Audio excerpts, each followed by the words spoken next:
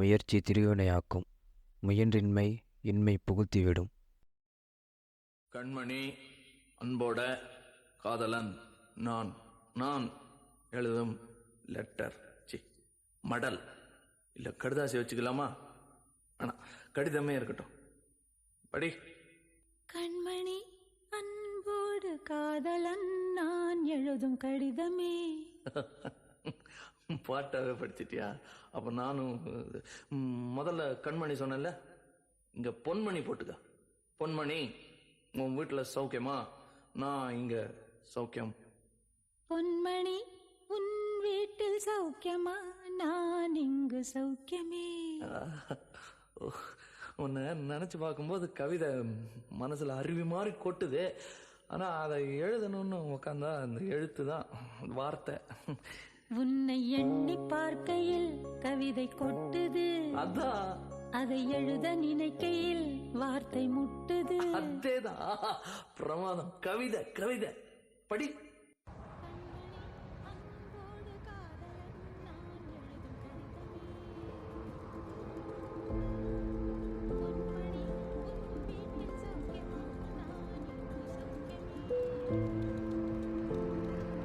வாழ்க்கை ஒரு வட்டம். நம்ம என்னதான் அதை மாற்ற முயற்சி செஞ்சாலும் அது கடிகாரம் முள்ளு மாதிரி திரும்பி அதே இடத்துக்கு தான் வந்து நிற்கும். அந்த மாதிரி தான் நான் பார்க்குற வேலையும். என்ன, எங்கள் அப்பா வீடு வீடாக சமைக்க தேவையான மல்லிகை சாமான் எடுத்துகிட்டு போனார். அது ஏன் நான் சமைச்சு எடுத்துகிட்டு போகிறேன், அவ்வளோதான் வித்தியாசம். ஆனால் அது என்னோட முடியணும். அதுக்கு நான் ஏதாவது முயற்சி செய்யணும்.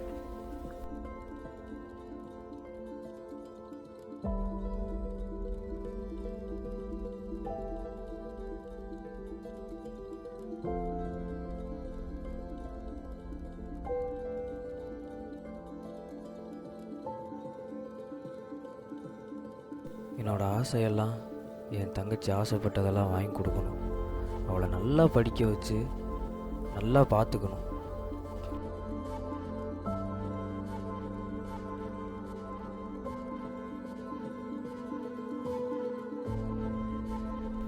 அதுக்கு எனக்கு நிரந்தரமான வேலை வேணும். அதுக்கு தான் நான் கவர்மெண்ட் ஜாபுக்கு ட்ரை பண்ணுறேன். அது வரைக்கும் நான் இந்த வேலையை பார்த்துக்கிட்டு இருக்கேன். ஒவ்வொரு வேலையும் ஒவ்வொரு அனுபவத்தை சொல்லித்தரும். அது மாதிரி தான் இந்த வேலையை எனக்கு ஒரு அனுபவத்தை சொல்லி தந்துச்சு. அதில் விஷயம்,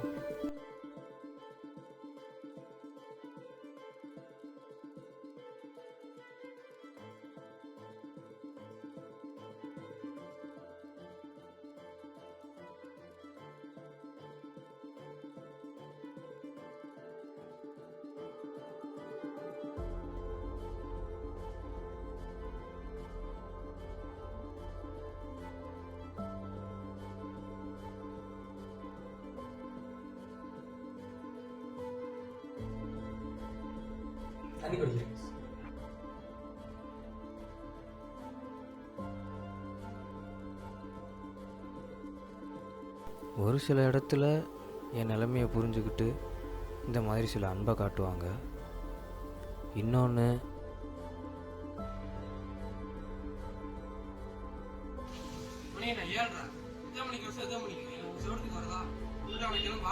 இந்த மாதிரி திட்டும்போது அமைதியாக பொறுமை காக்கணும். ஏன்னா இந்த வேலைக்கு பொறுமை ரொம்ப தேவை.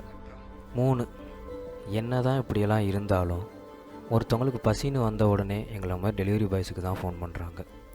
அந்த சாப்பாடை வாங்கி அவங்களுக்கு கரெக்டான டைமுக்கு கொடுத்து அவங்க பசியை போக்குறோம்ல, அது போதுங்க.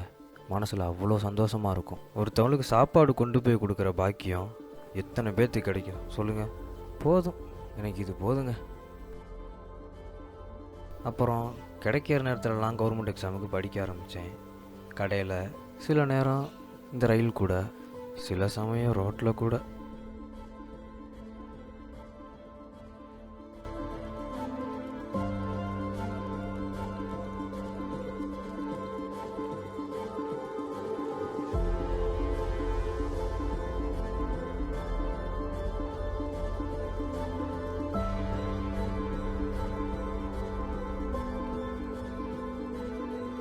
ஃபைனலி கவர்மெண்ட் எக்ஸாமும் அட்டன் பண்ணேன், பாஸும் பண்ணேன்.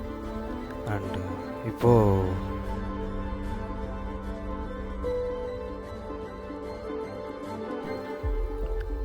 நம்மளால் முடிஞ்சால் அம்பானி என்ன அவருக்கு மேலேயே ஆகலாம். அதுக்கு நம்மளால் முடியும்னு நம்ம நம்பணும். அவன் சொன்னா இவன் சொன்னாலாம் கேட்காத. உனக்கு என்ன தோணுதோ அதை மட்டும் செய். ஜெயம்.